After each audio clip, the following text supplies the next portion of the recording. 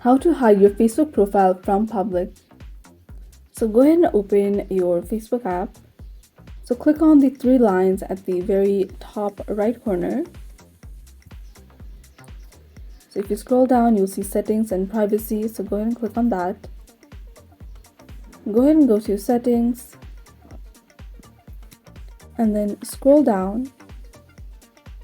And then you can see under audience and visibility how people can find and contact you. So click on that.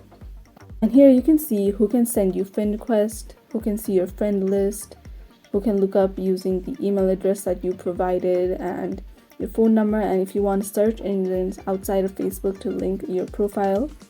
So go ahead and tap on that and make sure that it is not enabled, so it is grayed out. So if you want to change who can send you friend request as well, go ahead and click on that and make sure that it's on friends of friends, and you can edit it through this whole list right here.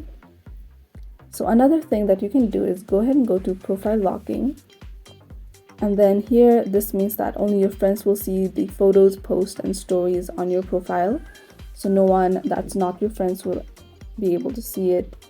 And you can just click on lock your profile and then your account will be more private. So that is how to hide your Facebook profile from public.